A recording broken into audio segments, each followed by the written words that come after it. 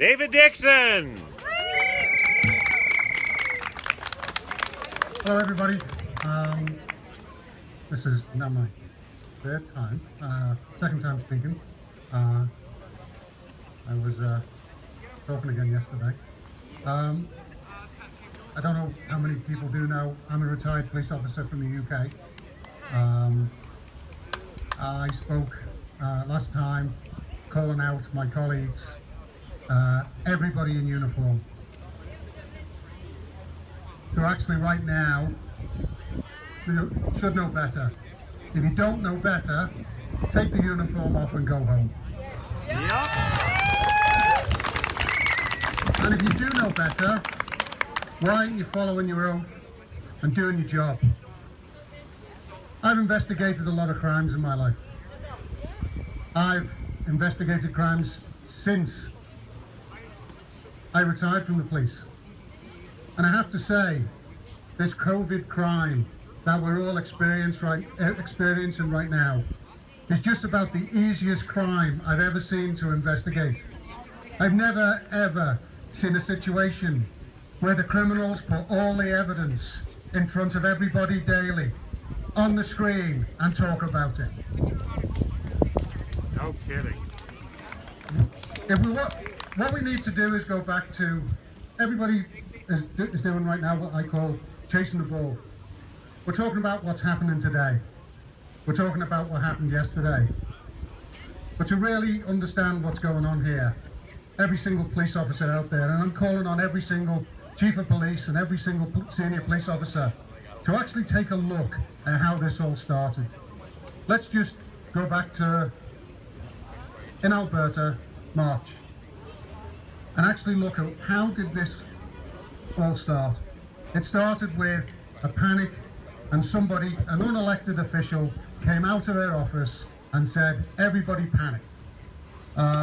Anybody over 250 in a group, you have to go away, and you go home. Let's shut down West Edmonton Mall, car dealerships, businesses all over the province. And Kenny, if you don't think that's a lockdown, then you need to get some help. All the care homes were shut. The first lockdown my wife talked about wasn't actually caused by any infections, wasn't caused by any outbreaks. It was just a matter of fact of, from this point on, until we tell you otherwise, you will not leave the centre. You will not see people. You will look at people through smoke glass windows, if you are lucky. And that happened for 2.5 months. If that's not a crime, then I should never have been in the police. All of this was caused by our wonderful cases, and everything you see today is caused by these wonderful cases. Let's not get into the efficacy of what an actual case is, but let's use the numbers. If I was prosecuting a crime, I'd look at the evidence I have in front of me every single day. We can dig into whether these cases are real and how much that efficacy is, but let's just use the numbers that Alberta Health and Canada Health publishes every single day. So on the day that Dina Hinshaw decided that we should lock down the province, was the 12th of March. On that day, we count cases across the world in cases per 100,000 people, because otherwise the numbers get too big. So for the typical flu season, we have cases in between 179 and 215 cases per 100,000. Now that's using lab-tested, hospitalised influenza patients using a test that's been around for decades. It's a gold standard test. So the reality is those numbers are underestimated, not overestimated. So 179 to 215 flu cases, never called emergency, never has a medical officer come out of their office and said everybody needs to panic. On the day that we actually locked down this province, we had 0.4 cases of COVID. 0.4. On the strength of that, and the panic for what was coming, we had talk of hydroxychloroquine. Yes, I used the H word. And I'm going to use it because in Alberta, you may not know, but we actually very early on decided we needed to find out whether this drug would work. We still don't know in this province whether it would work. We can know. All we have to do is actually go and look at all the studies that go back decades for any influenza-like illness. But let's just talk about the study we have in Alberta. And ironically, that study was called the Alberta Hope Study, out of the University of Calgary. I won't go into the details of how poorly that study was set up. It was almost designed for people to die. But let's talk about what we did with that study. So the 1st of April, obviously picked for the day itself, because it was an April Fool. We decided that we would start a study on hydroxychloroquine. So we could decide whether we had a treatment, so we wouldn't need vaccines, we wouldn't need lockdowns, we could actually treat people and save lives. That study was supposed to go on. It was cancelled, actually it was put on hold, on the 22nd of May. Now from the 1st of April to the 22nd of May, we didn't really get anywhere. There were a couple of updates on the site. They were recruiting people. But on the 22nd of May, the Lancet pulled out a classic example of the worst research I've ever seen in my life. So much so that the Lancet, for almost the first time in its history, had to retract that study. They retracted that study on the 4th of June. Now on the 4th of June, if you went on the Alberta website for the Hope study, you would see that they were still recruiting and still working on the study. On the 22nd of May, they were still working and running that study. On the 4th of June, when the study was retracted, they were still working on and recruiting for the study. On the 17th of June, 13 days after the study was retracted, they actually published that the study was being put on hold because the Hope study was being put on hold because it had been cancelled because of the Lancet study. So 13 days after the Lancet study had been retracted, we called a cancellation to Hope. How does that make any sense? Then on the 27th of July, I called out, and many people called out, Dana Hinshaw and others, and said we literally have no hope in Alberta. The study is on hold based on an article that has been retracted for 2 months.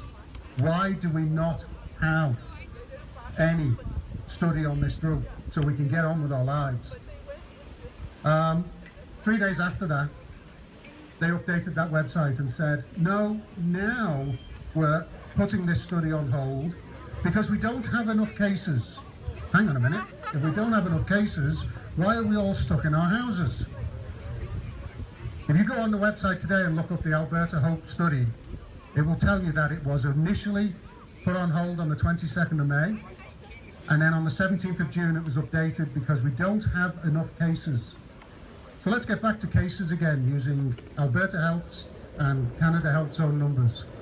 So the day that the study was started on the 1st of April, we had 13 cases per 100,000 in the province. Very small amount, but obviously enough for them to start a study. On the 22nd of May, when they decided to halt the study from the Lancet Journal, we had 18 cases per 100,000. So again, they're growing a bit, but we had a different reason to stop it. On the 17th of June, when they put a halt to the Hope in Alberta, because we didn't have enough cases, we had 31 cases per 100,000, more than 2 times the amount of cases that were good enough to start the study. But now they're not good enough to continue the study. Our cases per 100,000 have averaged since we started this at 21. Since the 17th of June, our cases per 100,000 haven't dropped below 23. So why can we start a study for a drug that may save everybody's life with 13 cases per 100,000, but at 31 we can't? So again, I speak out to all my colleagues around the world. This is not a unique story in Alberta. It's happening everywhere, and it's happened everywhere. If I was still serving, I'd be arresting people right now. And I'd be arresting people for the protection of the people of Alberta. I'd be arresting these people for the protection of everybody in the world.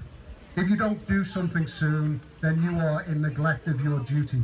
Your sworn duty to protect the citizens that you are serving every single day, instead of turning a blind eye and sullying the uniform that you're supposed to be wearing.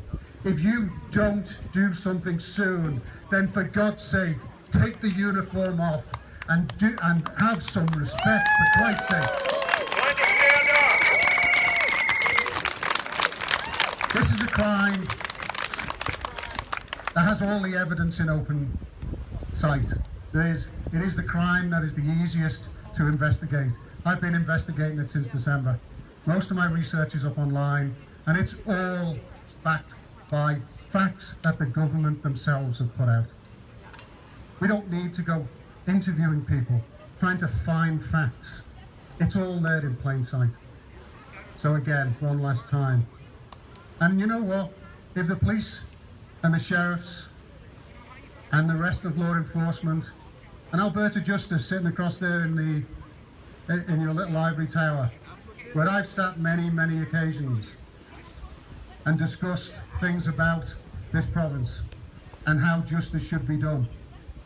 It's time prosecutors got off their backside. It is time the police got off their backside. And if you don't, then guess what? At some point, the people will. It is time for you to do your job.